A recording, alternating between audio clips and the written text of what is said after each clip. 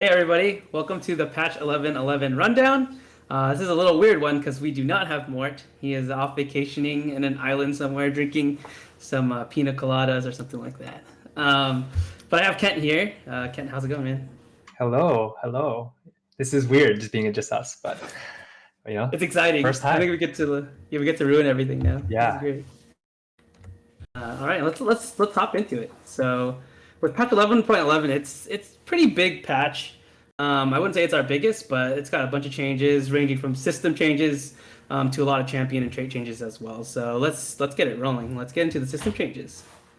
The first one we have here is actually a really cool, just like UI update that we have here. I remember the first time we introduced this recipe system. I always wanted to like mouse over and look at all these different descriptions, even though we've played the game so much and we know what they do. It's just so nice to be able to like confirm and see all the details. So yeah, now when you right click an item, you can actually mouse over or click an item to basically show its more detailed tooltip. yeah. And I think this You is have any thoughts on especially that? helpful. I think this is especially helpful for like shadow items, which there's just so many new items, and you might not be sure what they do. So being able to right click your shadow component and then being able to see like what you can build into and what the curse will be, so that you won't accidentally build something you don't want to build. Yeah, that's a really good point. I think like just the amount of items we asked everyone to kind of memorize was kind of unreasonable, and this really helps just reduce that by quite a bit, I think. Cool. Let's jump into some of these other system changes that we made. I think this patch we finally decided to make some more kind of overarching changes to some of the systems. And we're gonna start here with the shop rates. We actually decided to do some changes to the shop rates. We are at level 6. We are increasing the drop chances of 2 and 3 costs. And at level 7, we're increasing the drop of 3 costs. So this is going to give you stronger windows to roll down for those 2 and 3 costs, 3 stars especially. But in general, just even hitting 2 stars of them are going to be easier at these levels. On the high level, we're seeing 4 costs just dominate the scene right now. A lot of players are even telling us like 5 cost units don't even feel great compared to 4 cost units, given how much easier they are to hit. And so this is kind of a chip in the direction of giving 2 and 3 costs a little bit more room to breathe and become, legit win conditions on a more consistent basis. Yeah, and to just make it to that level 6, if you're behind or you want to spend some gold there to hit your upgrade your 2 costs, upgrade your 3 costs, you have a pair. Makes it a little bit easier at that level. Yeah, we're seeing a lot of people, obviously the meta right now is like roll down level 7, and it's been that way in multiple different patches. And it's kind of like a very common level to roll on. And we want to just give a little bit more reason to maybe roll at level 6, and then we are buffing level 7 here in a way, but I think it's in a way that's not related to 4 costs, which is kind of what it's being used for right now. So, if you hit level 7, maybe you're slow rolling for 3 costs instead of, doing the huge roll down for the 4 costs and then trying to push for 8 or 9. Yeah, so moving on to that, next is carousel shadow item rates. So, we basically, shadow items are a cool thing, and we want to just give you guys more chances to play around with some of these and create some cool combos. So you can see here that basically we're removing the ability for the chance for a 1 shadow carousel to happen, and slightly reducing the 2 shadow. It's honestly not going to be noticeable, but actually increasing the chance of a 3 shadow item carousel by quite a bit. So there's going to be a lot more, I think, availability of shadow items if you're looking for them. So maybe this is like a weird small buff to Forgotten, I guess. What do you Yeah, think, Kat? yeah. I think this will be fun. Just more access to shadow items. You can build more, experiment with more builds, and try out try to cap out your character and or your units in different ways. Yeah, I think this is a little scary in that, like, giving more access to shadow items could kind of backfire on us in that, there's just it basically might make it such that the shadow items that are really strong might have to be nerfed a lot more. I'm not really sure yet how much this really changes that, but we'll have to see moving forward. Yeah, we didn't want to go too far because we wanted to make sure that like shadow items still had because they're more available. We want to make sure that they're still like not too available, so that we have to nerf their power. We want them to still be strong relative to standard items. I think a funny note is like right before Mort went on vacation, he actually put in this change list, the original version of this, and it had like a lot of stuff going. It was spicy. It was really spicy, Yeah. like hot Cheetos spicy, man. Well, I don't know. Some people probably don't think hot Cheetos are very spicy, but I do. And there was like a 5 shadow item carousel. The 4 shadow item carousel, I think, was a higher chance than 5, maybe 10. We play tested and we were like, this might be a little too far for this one Yeah. there. I mean, Mort might be right in that we might need to go there eventually, but I don't know. It just was a little scary, so we pulled back a little bit on that one. Ken, you want to talk about the next change? I actually wasn't like super on when we put this in, actually. Yeah, sure. So the next one is that for all, basically it's a change for like gold. Now gives when you get dropped gold, you have a higher chance of getting dropped champions instead of that gold. And overall, this is to make sure that like players, a lot of players are saying that like when you get a Nico 2 gold drop, it just feels really bad. You know, it's like one of the weakest starts. But then Nico is supposed to be like the high roll start. You know, you have a Nico and you can upgrade one of your units super early, or you can greed it and like make the decision to spend it later. Depending on what you hit. But like so now by giving you a champion, gives you the option to do that more easily, and also feels more like a high roll. Like, oh, I hit a strong unit and a Nico. If I just find one more copy of this Nunu, I can get a Nunu 2 on stage 2, and that's like a super high roll. So just overall, just making this is like a quality of life change, not really funneling more gold into the game, but like giving you more options and make the Nico drop feel a lot better. Yeah, and I think it's actually technically a small inflation because it's going from Nico 2 gold to Nico sometimes 3 gold with 3 cost. It's kind of funny to think about because you would think like, okay, I'm getting gold. It's like this most flexible resource, right? That's like the basic economy of our game. But you know, the 3 cost is actually technically just one, it's more gold, but also you can just sell it for the 3 gold. So it's actually more flexible in a way, despite, you know, in my mind, I'm like, oh no, I have to play this 3 cost now, you know, but Yeah. it's not. You can just sell it and you're going to be good. So I think this is just purely Yeah. a buff in that circumstance. And So it should be.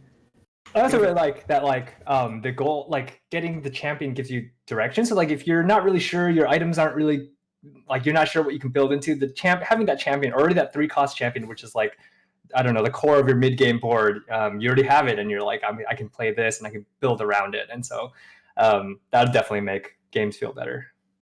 Yeah, I mean, I think our weird, strange hope is that you know someone might Nico a 3 cost when they're like one away from the pair. I mean, they're like they have a 3 cost pair and then they use the Nico on it, but I don't know, it's probably not gonna happen.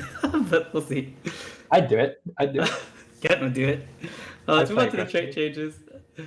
So for traits, yeah, talk about Abomination Cat because I know you worked on this and I kind of made you work on this, but Yeah. So Scion, like, when the Abomination, the Monstrosity jumped in, at the higher tier, you know, at the lower tiers, you see the Monstrosity be like tanky, do a lot of damage, is threatening, but then later on really falls off. And especially for how late it jumps into the fight, it gets like it has to face like 4 or 5 units on its own. So it needs to have like the durability and like be able to hit hard enough to deal like to kill units. So this is a buff to its base HP at 4 and 5, and I believe there's also and then the cast time has been increased.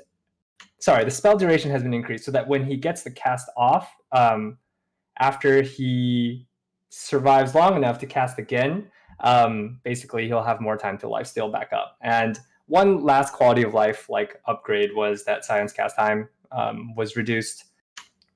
So what was happening was like he would have to fend off 4 or 5 units, and then in that long cast time that he had, those units would often just kill him, and then he would have this small pause before he starts attacking, lifestealing back up. So by reducing that, hopefully he'll be able to actually like fend off and kill some of those units. And if you have the right items, he can actually heal back a lot more and wipe the board. So yeah, I mean, balancing this and like every single like summoned unit, so going back in time to like Mech and Galio, it's pretty big nightmare to balance, honestly.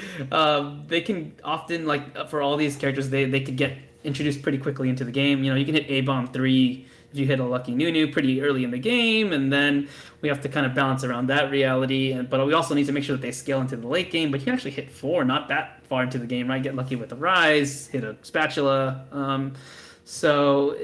You know, this has kind of been a hard road for us, and especially at PBE, we had like this crazy, ZZ Rot meta with the A bomb kind of like warped the balance state of it by quite a bit. And now that we have a change in to address that, we think we can now kind of push more just raw power into it. We want to make the A bomb feel like the monstrosity it's supposed to be, right? So hopefully this pushes it into that direction, and we're hopeful that there can be some A bombs smashing some faces next patch. So. Yep.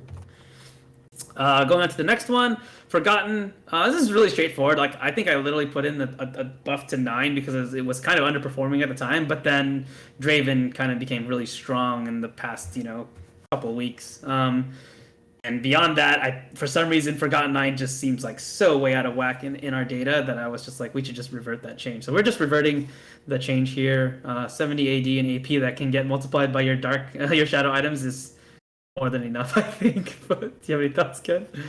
No, yeah, I think this is just pulling back a little bit on something that was too strong at 9.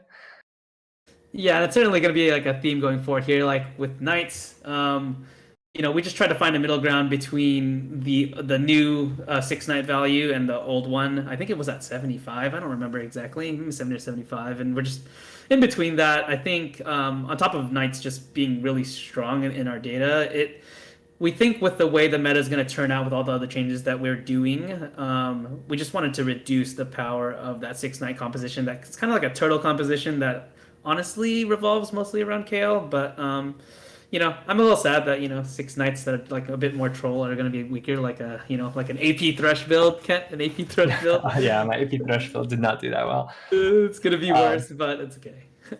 Yeah, and part of this, I think, was we saw like the weakness of 6 Knight during the Vayne patch, and I think we should have not buffed it too much because we brought the power of Vayne down so much and true damage. And so like we're just bringing it back down from like probably from an overbuff basically to a level that is like still stronger than it was before, but just not too much. And also this is in conjunction with some of the changes you'll see later on to like it's a preemptive nerf to combat those changes that we have.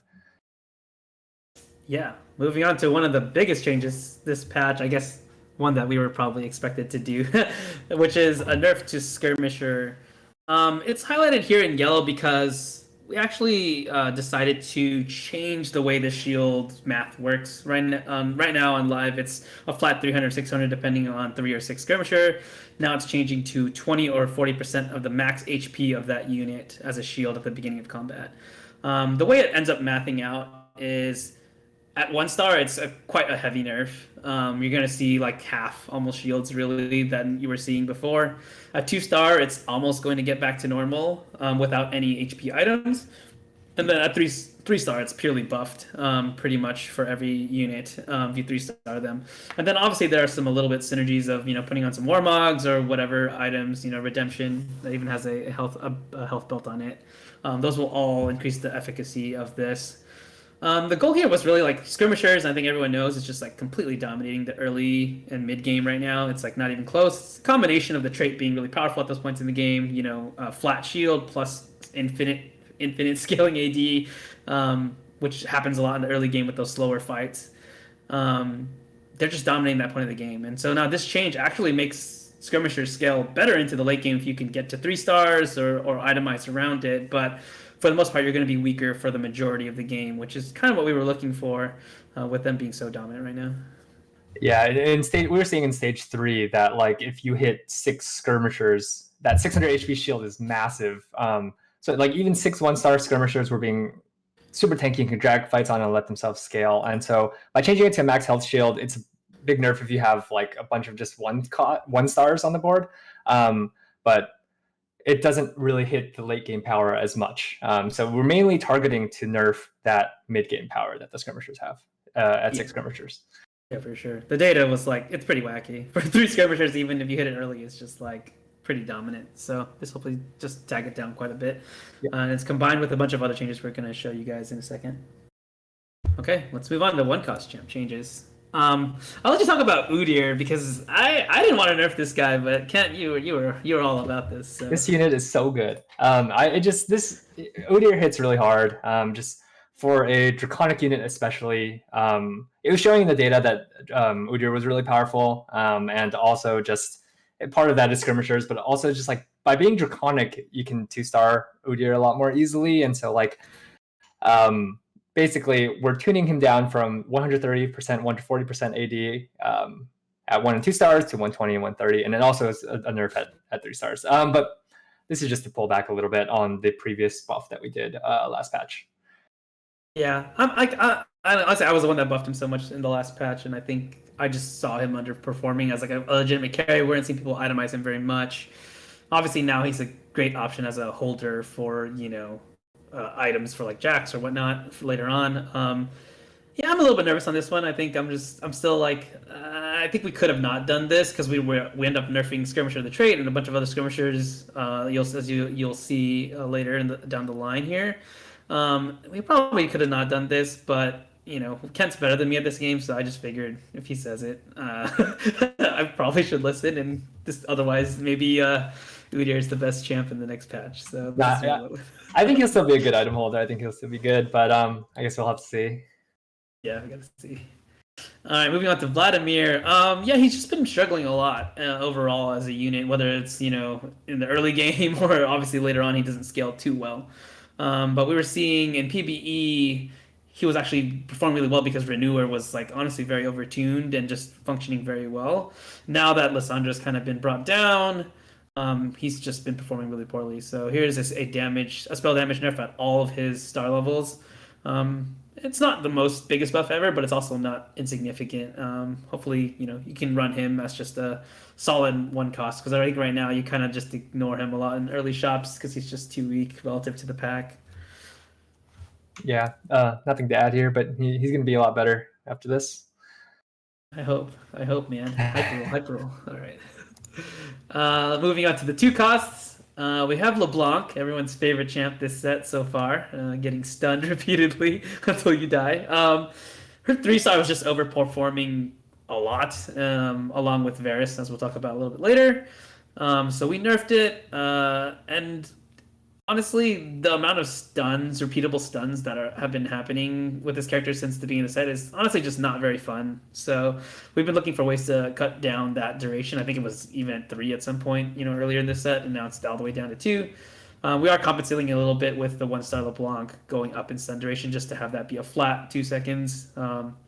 So yeah, I mean, I think this is pretty straightforward, but the LeBlanc 1 tricks are going to have a little bit of tougher time in the next patch, I think. Yeah, LeBlanc not only chain stuns you, also hits super hard. So pulling back on both of those is good. Yeah. I mean, that's a lot of damage. That's a lot of damage for sure.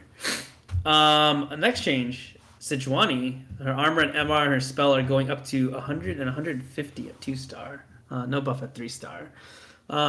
Yeah, I think she's just generally been slightly underperforming. I know there's this whispers of Spellweaver Cavalier comp that's been coming on up and up, and I think that's why I was a little scared. Originally we had the 3-star buffed here to like 400 armor and MR, but pulled back on that just in, I'm not sure if this Spellweaver comp's actually as strong as people believe it to be. But right now I think it's hard to just run her as a 1 and 2-star and feel really good about it at 2 costs. She just doesn't really feel like she does enough, and this is going to make her into one of the more tankier units in that part of the game. So we'll see. Yeah, this opens her up to be. Yeah, go ahead. Sorry, yeah, no, this opens her up to be like a frontliner 2-star Cavalier, kind of like Hecarim, buy your team a little bit more time, and so should be good as like an option for if you have a 2 Cavalier frontline, you just want to splash something in and buy yourself sometimes more options for frontlines. Yeah, for sure. Moving on to Soraka, everyone thinks, and I always hear like at the 2 characters I always hear that's just like the most OP units in our set in this set. Soraka and Syndra, and they've actually never performed well in our data so far. But I constantly hear that from top level players. They're just like, Syndra is so broken and Soraka is so good as an assassin. I just literally don't understand. But this buff is pretty significant, allowing her cast to go off just that much faster, and even repeat casts to go off faster. She was generally struggling actually in our data quite a bit, despite how many assassin YouTube videos you might watch about her. So yeah, I mean, this is just she needs to kind of like go ahead of the curve because of the way her spell works, right? She increases the mana cost of the enemy she hits, but if they had already cast, then like, sure, you affect the next one, but you kind of didn't stop them from getting to their first cast. So this should actually be quite a big buff to her, but I think she needed it. Any thoughts, Kent? No, I think this is good. Yeah, like you said, just I think the renewers in general have been underperforming, and Dawmbringers after the Dawnbringer change last patch to them being able to be one shot, I think affected some of these affected Soraka basically, and so this should be a good buff. Yeah, for sure. I think our renewers were the trait renewer was so overtuned in the early parts of the set or in PvE that like it kind of warped our perceptions of how powerful the units were from renewer. I think we're trying to just get them into a better spot now. And you can see with like Sejuani and Soraka buffs, we're trying to bring kind of like a little bit more of the straightforward like Nightbringer and Dawnbringer comps to be a little more competitive in that early and mid game. Because right now I feel like obviously with how powerful Skirmisher is and other certain setups, it's not really that close right now. So trying to bring in some of those more simple comps to be playable in the early game. Moving on to probably one of the most overpowered characters in this last patch, Trundle. We're actually doing a really different kind of change to him this patch, one that we normally wouldn't do very often, which is to adjust his ability power ratio on his spell. Right now, Trundle being a Dragon Slayer, getting tons of free ability power from that. And his spell actually just scales crazily with ability power to the point where he can one-shot almost anything when he has enough. I forget what the actual number is, but we noticed this early on, even in our internal test, that this was kind of a problem. But it was kind of being overshadowed at the time when he was, skirmishers weren't really meta and he wasn't really that playable. But after we buffed him, it became very apparent how powerful this combo was. So we're nerfing his ability power ratio to 50% from 100%. Most of the ability power ratios in our game are 100% and will continue to be so, but in this case, we thought it was worth nerfing this down. And then secondarily, we're increasing the duration of his buff that he gets, that he steals the stats from. This also technically limits his ability to recast the spell because while he has the stats, he's mana locked and cannot generate mana. So it means he's going to both cast less often and also just do less damage. Any thoughts, Kent? Yeah, we were seeing that like with high HP percentage damage, it was whenever it was high and it scaled with AP, it got to pretty extreme ends. And especially with Trundle as a Dragon Slayer, he gets a lot of free AP from both 2 and 4. And so by reducing the AP ratio, he'll still like sap some HP, but it never gets to an extremely high amount that feels like he's just one-shotting anything. And also by not repeat casting, he can only do it once. So like if you position correctly, pick your right target, it's really beneficial. But like Trundle doesn't just get to freely kill a bunch of tanks. And so this change should be a pretty significant nerf to just that one-shot power that you've been seeing with Trundle with 4 Dragon Slayers. Yeah, those HP percent scaling AP ratios are real scary. So this is our approach to this one. The last nerf here is to Varus. His 3-star was just kind of like way off the charts, and I think even this nerf won't necessarily bring it down to where we might want it in the future. It might still be a little strong, I think. I think the only thing that's really holding him back right now is just like his comp around him isn't so stable. Getting a front line that actually holds for him and getting it all together is pretty hard. But if you can get 3-star Varus, which is going to be more likely with our shop rate changes this patch, man, that thing's really powerful. So we were just kind of did a pre-nerf to make sure that this didn't become completely out of hand. So, yep. Moving on to 3-cost champs. Lulu. I had a bigger buff in here originally, but of course Kent, the no fun master, came in and said, "Hey, J-Bach, I think you're gonna make Lulu broken. She's already really good." So we ended up just only buffing the attack speed buff at 3-star, just to make her a little bit more worth going for 3-star. Because I think, it's often really hard for us to incentivize these support characters to be invested in that much gold. Like 27 gold for a 3-star Lulu is a lot. So, getting the right numbers for that has been tough across all of our sets to get support champions to be 3-starred. But, just giving her that little bit of boost and hopefully it works. And if no one 3-stars our next patch, I'm yelling at Kent. So that's the easy way out.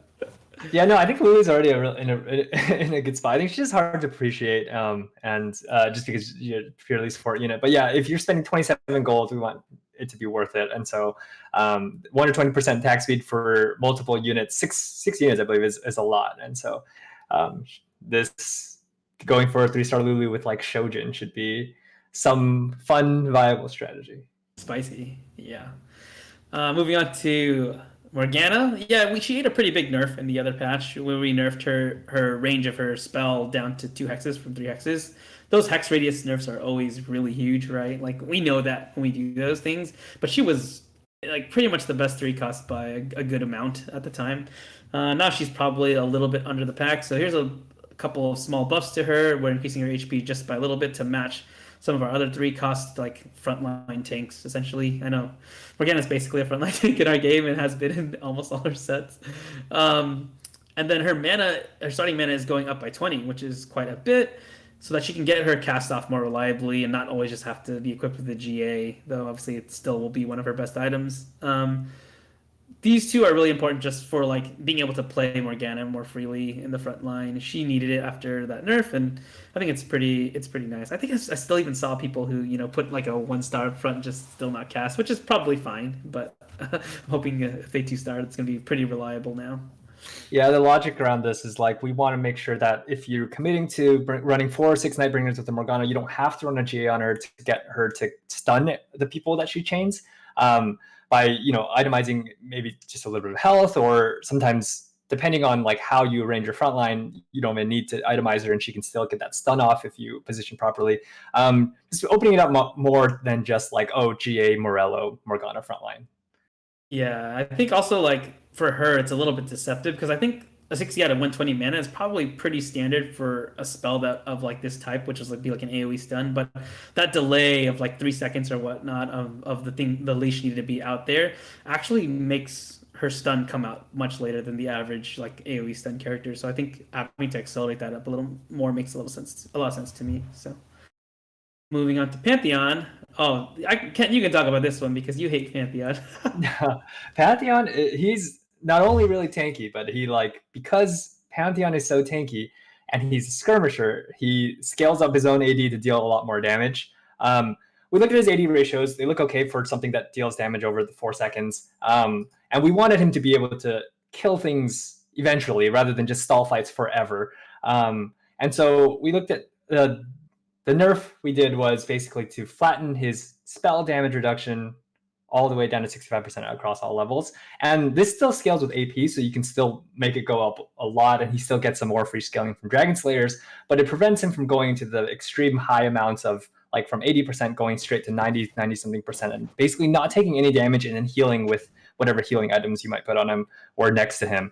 And so by reducing this, it's a pretty big drop in effective HP and should make Pantheon a lot, like, gives you more window to kill Pantheon. Even when he's ulting, you should feel like you can burn him down if you have enough DPS. Yeah, or true damage. Yeah, I think for Pantheon, like we finally got his AD into a spot where his spell feels like it does something, but now combined with how much damage he actually has, it's just like invincible. You put a redemption on him, and it's just like, all right, good luck. I think it made sense when we first made this set for him to be such a defensive character, because in skirmishers we already have a lot of characters who build AD and stuff like that. But unfortunately, I think this is just leading to a very not fun, drag the fight out type of scenario. And now he's going to be a little bit more, human when you fight him, but he's still going to hurt like hell. So, moving on to Nidalee. Surprisingly, this is probably the only skirmisher we're buffing this patch, right, Ken? I think so. Yeah. Yeah, I think so, because she actually was not performing extremely well despite every other skirmisher and the trait being so high in our data. She was actually like very on par or even a little subpar. So, giving Nidalee a little bit of love, just increasing the damage of her spell in a fairly significant way, but we weren't really seeing people itemize her much, at least purposefully. I think people are willing to throw like random items on her as a carrier, but this is, again, the theme of trying to open up some different kind of win conditions on round 2 and 3 cost. Definitely wanted to push some power into Nidalee, who's not getting a lot of love in the skirmisher tree. So yeah, and in general, for going back to like the Dawnbringer bug fix nerf from last patch, just the Dawnbringers, it hit Dawnbringers pretty significantly, and so we're kind of putting some power back into the units to kind of offset that. Yeah, Dawnbringers are actually just kind of weird to run in the mid game because Nidalee and Riven are kind of just like these really, like, just not very standard carry champions, and so I think they just need a little bit of boost in as we segue into the other Dawnbringer 3 cost carry, which is Riven. She seems to actually perform very well early in the game as a 1 and 2 cost, kind of like as a character who can carry some AD items, but she never really keeps that momentum going into the later game. And here we're buffing the 3-star AD bonus she gets from her spell up to 150%, so it's huge. I mean, like you put AD items. I think I had a round where we were playing internally where I had like 21k damage on her. The build was so greedy. I don't think it's realistic, but like yeah, this could lead to some pretty cool stuff now, and we're hoping, the same way that Yasuo is kind of hurt mirror in this is now like a legit three-star carry. We want to get Riven to that point too, so hopefully this really pushes her towards that. Yep. Okay, we're moving on to the forecasts. Yeah, Aphelios, this was just a big oops on my part. When we fixed this bug to allow his spell to crit, just way over nerfed, and I think a lot of players, when reading the patch notes, were like, "This does not seem like power neutral at all." And you were 100% right.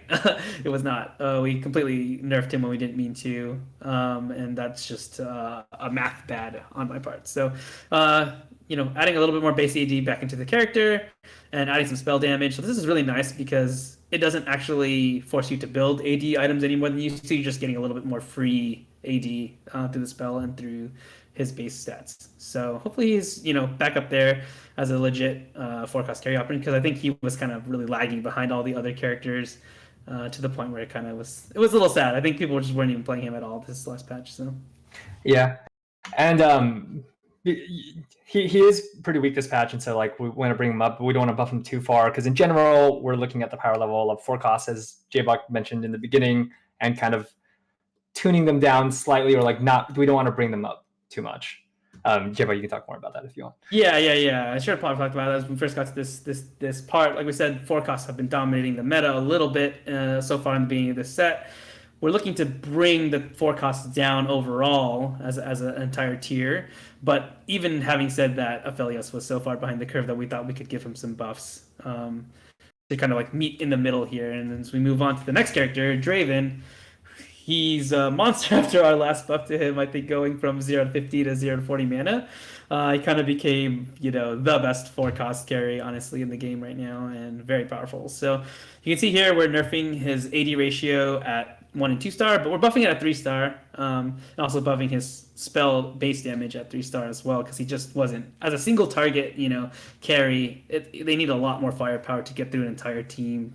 So in case you get to 3-star Draven, hopefully he's actually worth it this time. But other than that, he's going to see a pretty decently sized chunk nerf, especially considering how much AD he gets from like Forgotten and stuff like that. Yeah, and we like the change that we made last patch to lower his mana to 40, because it lets him take advantage of Legionnaire more and gives you options. Like, you don't have to build Bloodthirster, you can build other options, because he'll get the healing from Legionnaire more frequently and be able to sustain himself that way. But just putting in that buff last patch, I think without any kind of compensation to the AD ratio, ended up making him overpowered. And so we want to tune that back. In addition to like also pulling back power on forecasts, we wanted to make sure that he's just not that much above the curve. Yep, totally. Moving on to Ivern. So Ivern's had an interesting ride so far. Start of the set was probably the strongest forecast. And I think, unfortunately, there's actually been a bug with this character the entire time, which I will probably take the blame for. But basically, Daisy has never started up with Ivern. And what I mean by that is a 2-star Daisy or a 2-star Ivern would spawn a Daisy, and that Daisy would still be 1-star and use only her 1-star values for her spells. So every single patch note you've seen so far where it says, 200, 250 or whatever, it actually was never using the 2-star value or the 3-star value, which, I don't know how many people have 3-star Ivern, but definitely wasn't doing much. So now Daisy will properly start up with Ivern. This is also visually, so Daisy actually gets bigger, and I don't know if this is unreasonable. We'll see. So maybe some YouTube videos next patch.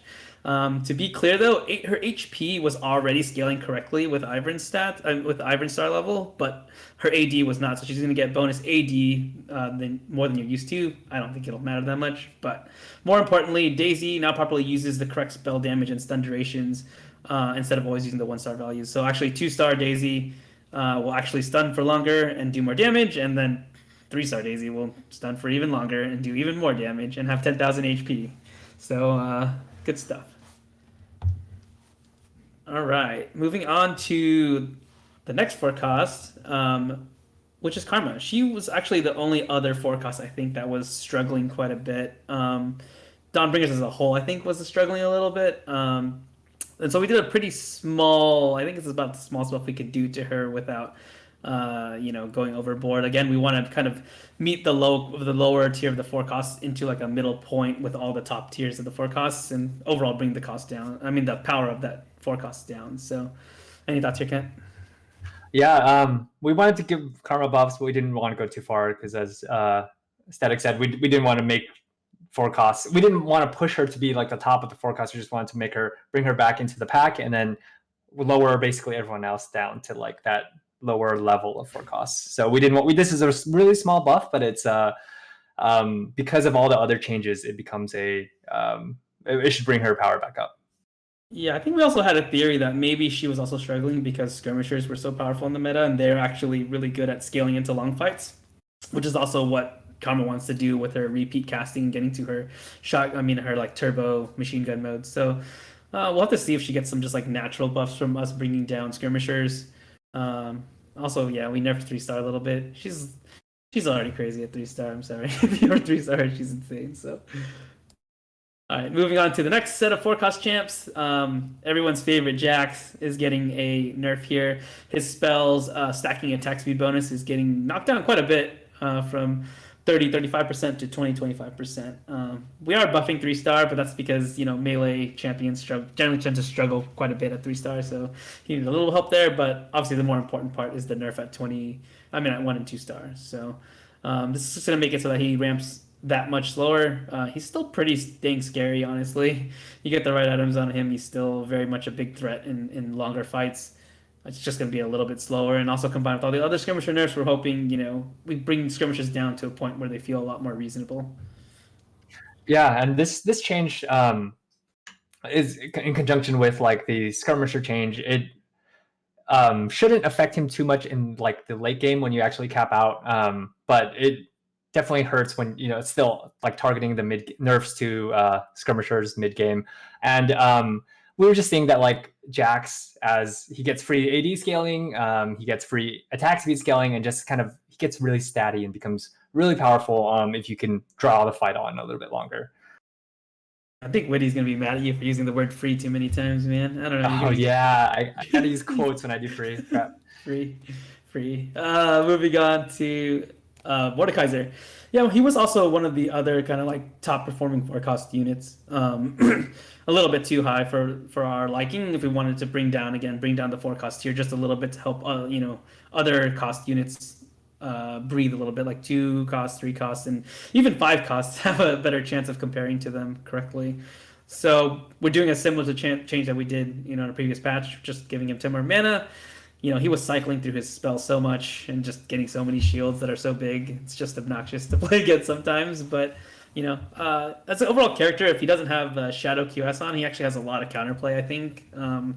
But obviously, Shadow QS is one of his best items. So this is just a nerf to his kind of consistency and repeatability. Yeah, and in these patches, like we hit basically 3 of the 4 Dragon Slayer units, and we kind of wanted to keep some power in the trait because we're not seeing this spat as like a shadow spatula. We haven't seen anything crazy. I haven't seen any like wild ideas out there, and we want to kind of keep that open. But at the same time, the units themselves are so good that you never really are incentivized to build any spatulas, and so we're basically bringing down some of the units power and just keeping the power in the trait. If you still want to run 4 Dragon Slayer Mordekaiser carry, still we're going to have a really big shield, still going to hit really hard. But now there's going to be that like a bigger window, slightly bigger window where you can actually hit him and kill him. Yeah, it's kind of funny. I think we almost like, we had ice in the back of our heads. We thought about nerfing Diana too, so it would have been all 4 Dragon Slayers this patch, but we ended up not doing that, which might be the right call. I can't hit.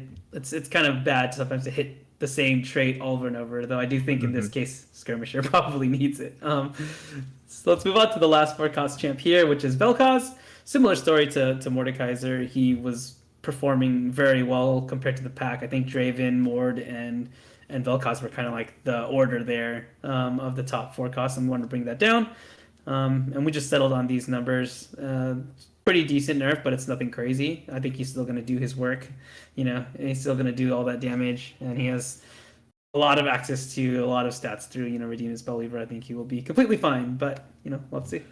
Yeah, so I ran lessons on Vel'Koz and made sure that, like, he's still going to be doing a lot of damage. Just a 10% nerf, it shouldn't be too much. And we're bringing down, like, the power forecast in general again. So that's why, like, this nerf is part of that package, but also he was overperforming, which is why it's like a 10% nerf rather than like a 5% nerf. Yep.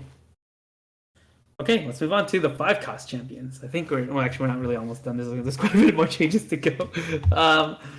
So the first one is Darius. He has been struggling as a legitimate carry option, I think, at the 5-cost tier. I think he's still been useful, and in our data, he's performed pretty well because his armor shred, providing that utility to his team and just being like a unit on the front that can kind of survive for a good amount of time and just buy time for his team. But, applying actual AD items to him is not really that practical right now, and letting him be your carry, which is not really what we wanted to be, right? We wanted him to be he literally has a trait called God King, and he's not really doing too much in terms of carrying the game for you. So, on top of that, though, for both Garen and Darius, we found that their armor and MR shreds were kind of just providing way too much of that in the late game, to the point where armor and magic resist weren't feeling as valuable. Mystic whatever, you can have Mystic 20, and then you have Garen in there, and he just kind of takes out all that value. So we just lowered that percentage down from 75 to 70% to 50%, which is, I think, is that our lowest shred tier? We have 40 too. Oh, we have 40. Okay, we were nice enough to leave it at 50%, which is, still a substantial amount. That's half of their armor and MR.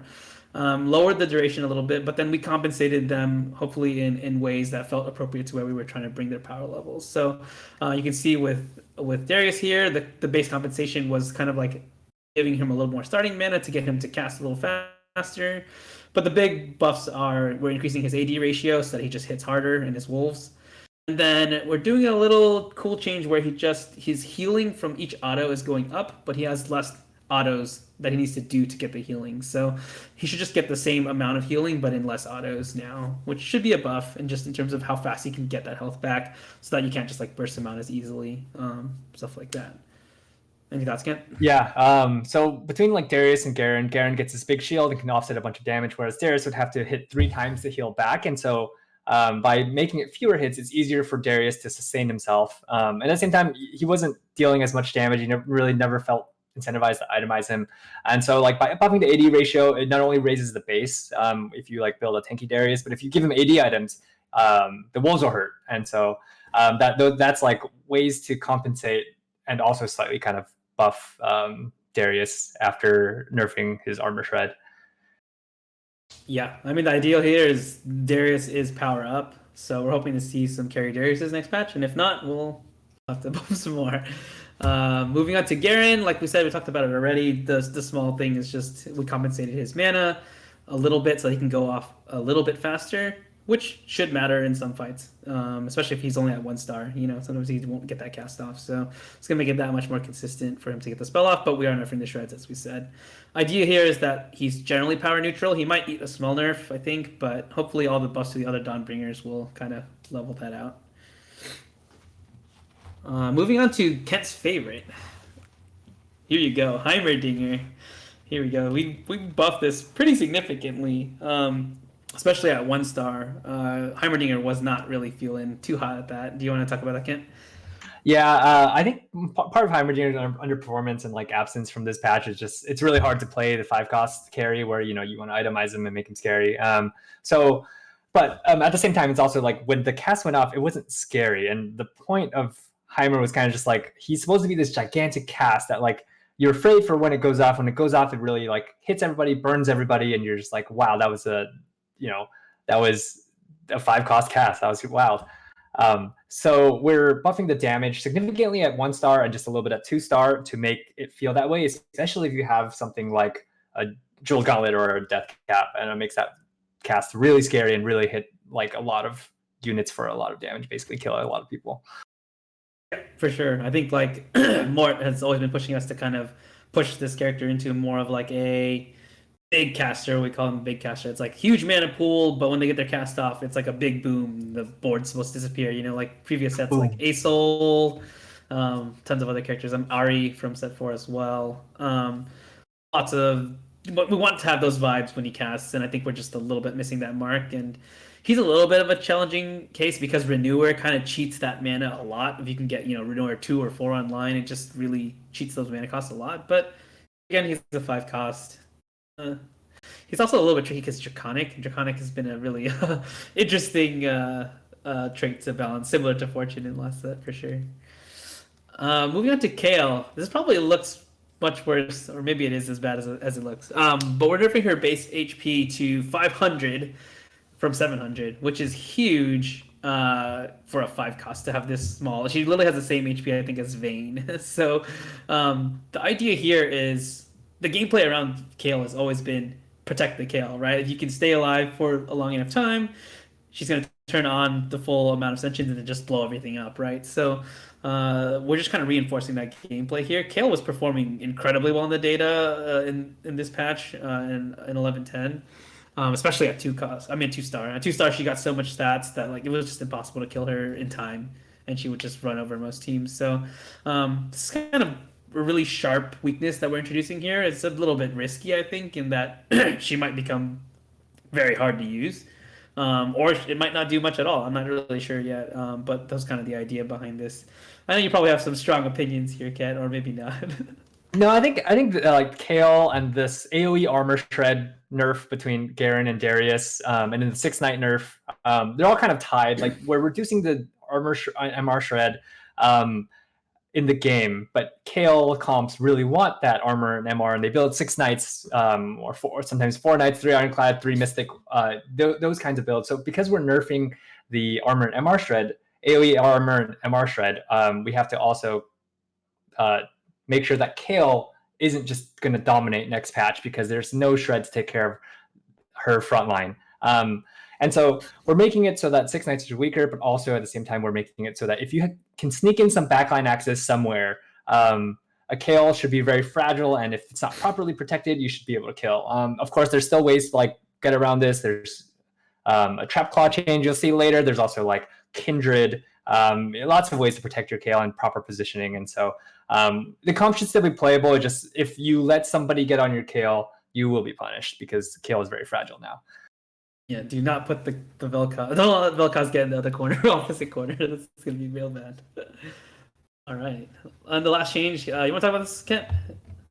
Yeah, I think we just ended up going too far on the Volibear nerfs. I ran a bunch of sims, and like at 80 out of 200, he was still casting, but I think it was just in an actual gameplay scenario with some basically non-optimal positioning sometimes, Volibear would just frequently not going off. And so by making it 100 out of 200 mana to cast, Volibear will go off a lot more reliably, especially with good positioning. You can get it to go off even earlier in the fight, which is really impactful. Yeah, I think with Daisy Bugfix 2, the Revenant duo is coming back in a big way next patch, so I would look out for that for sure. Let's move on to the item changes, because there's a couple of pretty spicy ones in here for sure. You can just lead this entire part, Kent, and I'll chime in as we go. Okay, cool. Yeah. So Archangel Staff and Archangel Staff Shadow, both items are underperforming. They're kind of struggling to be to find its place right now. But so we're giving buffs both to the Shadow version and regular Archangels, and also added a little tooltip to tooltip upgrade, basically to specify that you get that AP on the cast that grants you that AP. So for example, like the first Warwick cast, you will get that 40% mana ratio in AP, and it will be applied to that cast. And so knowing that, I'm not sure how many players were already aware of that, but this is just to make it very clear. And knowing that, I wonder if that'll change how this item gets used. Yeah, for sure. I think because right now, like, we're actually not seeing it perform poorly in the data. It's not like that bad, but we're not seeing a lot of people play the item very much. And I know I've heard a lot of analysis from high-level players that it's not really worth it mathematically because, it's a death cap. You have the stats up front versus this. But, the idea of this item was always to be like a long-term, stronger in a longer fight. So Yep, and yeah, so same with Archangel's Shadow Archangel staff. We're just buffing it, giving it 350% mana ratio, so the heals will be slightly bigger. Yeah, I don't. I think there's only like a couple of characters that might use this pretty well, right? I think we'll see if the Warwick build comes back.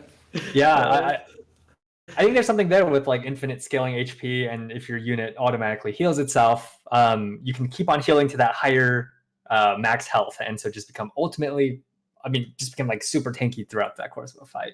So there's something fun there. Stuff. Shadow Bloodthirster, Risk Thirster. We're seeing it underperform, especially compared to standard Bloodthirster. The value of the shield on regular Bloodthirster is just so high, and it's kind of tough to trigger the Shadow Bloodthirster's attack speed duration. You kind of get one free-ish trigger in the beginning because you get damaged by the item itself, and then you can heal back up. But after that, it's kind of hard to activate it again, and so the uptime of the attack speed buff was just really low. And so by buffing this, you'll get when used optimally, you'll get a lot more value out of it by having a lot more uptime on your attack speed. And when you want the offensive lifesteal option, Risk Thirster should be your choice. Yeah, I think this is another item that reads a lot cooler and exciting than it actually plays, which is not as like, it's actually not a bad thing, but I think we have the opposite problem here where it's like people will build this item, but it's actually not doing very well. So hopefully this just helps it a little bit. Yep. And the last thing on this page, Deathblade and Shadow Deathblade.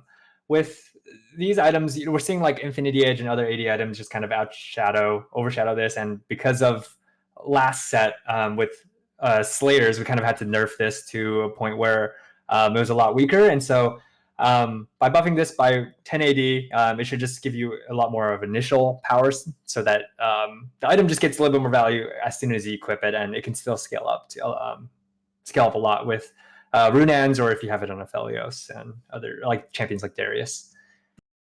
That's a tricky item. Like, it's just a snowball item. I think like in any game you ever play, especially PvP games, snowball items are just like always on that razor's edge of being too good or not really used at all. And Deathblade has kind of been on the short end of the receiving stick on this set, and so hopefully this brings it into contention. All right, next slide. So the first buff here is it's a change to Shadow Hextech Gunblade. Instead of now healing the nearest ally with missing HP, it'll now heal the ally with the lowest percent HP.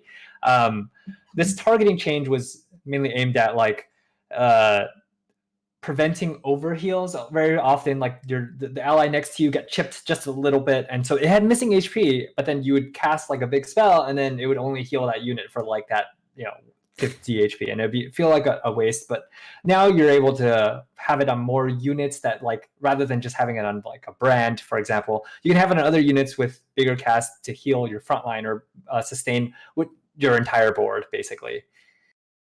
Yeah, and I think like when we first made this item, we were like, hey, this nearest thing could be cool, and like a little positioning interest with how you position your characters. But yeah, it's ended up being much more of like a ear flick, I think, and also limiting the use cases to characters who like deal really small amounts of damage to like top people off, like Brand, maybe Vel'Koz, but you never really want to put this gunblade on him. You need the regular one. So I think this is going to open up hopefully to a bigger cast of characters. I'm not sure if it really will be like meta in any sense, probably not, but at least just makes it a little bit more viable. Next we have Shadow Last Whisper. So this item hasn't been very appealing to a lot of players, but also because we're nerfing AoE armor and MR shred, we wanted to give power back to single target armor and MR shred. But the cool thing about Last Whisper is that you can also Shadow Last Whisper is that you can also use this for MR shred, which means you can put it on like a Jeweled Gauntlet Zyra, and it'll shred everyone that it crits on its way. But we felt okay with having this high amount of armor shred being tied to something like crit, whereas something that you'll see later, we'll talk about later, like Static Shiv, which kind of free-ish MR shred. So by having that like crit requirement, we were able to go higher on this. Yeah, this is like one of my more excited. This is probably my most excited item change personally, because I think Shadow Last Whisper hasn't really found its place in our set yet, and I've always felt like it should be like the shred item, considering it, it also nerfs you as well. So Hopefully it like now has a place now that we've taken down a bunch of the other AoE shreds like Shiv and Garen and Darius. That's why Spur Shadow has its spot in the meta. So Next we have Redemption. This item just overperforming. The AoE damage reduction is just really good on top of having a missing HP heal. So we're tuning back to missing HP heal just a little bit to 20%. yeah, I honestly like when I first created this item, I wasn't sure like which part's more OP, the heal or the DR, and I think I'm still confused mostly. I think we could be chipping either of those values. It's just a little bit too easy of like a good frontline item. So Next is part of the Armor MR AoE Armor and MR Shred reduction. Statikk Shiv and Shadow Statikk Shiv are going from 70% MR Shred to 50%. The items have also just been performing really well in the data, and so we felt comfortable giving this. I was thinking about giving some damage back too, but just kind of looking at the data and kind of watching it play out, it's still going to be a very powerful item early. It just late game it loses some more value, but it's more in line now with all other AoE armor shreds. how dare you nerf my item? Oh, that's right. It's your static. And lastly, we have one of the biggest item change here is Shadow Trap Claw has been reworked. So now it's going to be kind of like Zeke's or Chalice. At the beginning of combat, it will grant the unit that has it and the two next to them a AoE spell shield or a spell shield. So it's going to grant Trap Claw to 3 units, but the Trap Claw will not stun anybody, and so that's kind of what you lose there. You just have something that blocks its spell. And the idea here is kind of to tackle, like, give you an option that you can build to counteract the large amounts of AoE that are in the game. So like late game, if you have this on your backline, you're protected from the big Volibear that comes in, or you're protected from a Viego, for example, that jumps on you. And also early game, there's going to be consideration here. If you're facing like a lobby with a lot of brands, for example, this will be very good against Brand. It'll be very good against like Kha'Zix, who jumps on you, that pesky Kha'Zix that one-shots your backline. You'll have protection against those kind of like big spells early on. Yeah, I found a lot of use cases in our internal tests with this thing, and the main point I think to take away is like this is another item that allows you to like cheat an effect onto a 3-item carry. So allowing to add some defense to a 3-item carry is like always pretty powerful, especially like an effect like Trap Claw, which is really good on if you couldn't get your hands on a QS somehow, you can just kind of use this as like a janky way of protecting you from getting CC'd in the corner. So. All right, so we're moving on to our final slide here, which is the bug fixes. But there's a couple of pretty spicy ones here that might have an effect on the game. This blue buff and dark blue buff basically just pop off now when the champion has no mana. So if you put it on Vayne, which I don't know why you're doing it, it just will pop off now. So that's just a nice thing. Kled will now probably receive start of combat effects before triggering his shields. So you can basically put Chalice next to him and his shield will be bigger. I don't know how practical that is, but now it works. Redemption's healing now shows up on the recap. Cool. I didn't know how to fix that bug. My fault. Self-damage from shadow items no longer provide stacks to Titan's Resolve. Oh, that's funny. I didn't know that was an issue, but that makes sense. This fixed some loading screen chips that weren't accurate with respect to hyper roll. Whoopsies on us. The fallen champions' physical abilities no longer still deal their damage despite triggering Trap Claw. So Aatrox, Aphelios, Jax, Calista, Set, Varus. I think you have insight into this, Ken. Is there anything to note about this line? Yeah, it was just a weird bug that like the champion would still get stunned, trigger Trap Claw, stun themselves, but the damage would still go through. And so it was an interesting learning for the team about how part of the code worked. But it's some of these physical damage spells. Some of these physical damage spells were going through. Some of them were working properly, and so these are the ones that will be no longer deal damage through Trap Claw. Right, cool. Zizirot, Void Spawn, corrupted by Viego now have the proper stats and effects. I don't think you all know how much pain we have to deal with Viego corrupting units to his side. There's a lot of strange stuff that needs to happen because of him. So I hope he's at least having some fun out there. But I know some people hate Viego, so that's great. Good times. We fixed a rare issue where units could benefit from the Invoker trait despite it not being active. I didn't know that. Okay, cool. That's good. Zizirot's portal item cube on PC now glows purple instead of green, so it doesn't look like a shadow item. Well, how nice. Callista's Pierce Spear can no longer fail to hit if she dies after casting. Oh wow. Cool. Fix an issue where a Trundle subjugate buff expiring while under the effect of an enemy Trundle subjugate debuff could result in the Trundle becoming unkillable. So I think this is the last, hopefully, invincible Trundle bug that we've been seeing a lot, especially as skirmishers have risen up. So hopefully, if you see any more invulnerable Trundles, we will be sad, first of all, but we will definitely fix it. Last one is for Thrush. He will no longer continue pulling Revenant enemies who are reviving. It's actually funny right now. He'll actually drag them around while they're trying to revive, and it's very silly looking. And then he actually now starts gaining mana immediately after he stops pulling his target. So whenever he gets, whether he killed the target or he got interrupted or somehow it broke, he can actually start gaining mana immediately. So Kent can have more fun with his AP Thresh builds. Yeah, don't try it. I built a Coven AP Thresh. It was fun, but don't do it. So bad. All right. Yeah. So this is obviously a very big patch. It's a really big long rundown. Thanks to anyone who's sat around to listen to us rant about this for I don't know, almost an hour or whatnot. So yeah, the high level goals, to repeat them again, it's just we're trying to bring down the 4 cost carries a little bit to make room for both 5 cost carries on the top side and then 2 and 3 cost carries to kind of just be more legitimate win conditions relative to them. We've changed some things like the shop rates to kind of increase the chances of hitting those 3 stars, and we've done a bunch of item changes too to help open up some more different options. So hopefully next patch is a lot better than this one. I know this wasn't 11.10 wasn't the most popular patch we've ever had, but we're always trying to make the game better, and we're going to continue trying to do that every patch. Any last things to say, Kent? Nothing. Just I guess I'm gonna say, Mort, I'm beating you on the race to Challenger, so you better hurry up. Oh man, while he's on vacation too. That's low, man. All right. Thanks everybody for watching the rundown, and we'll see you next time. Bye.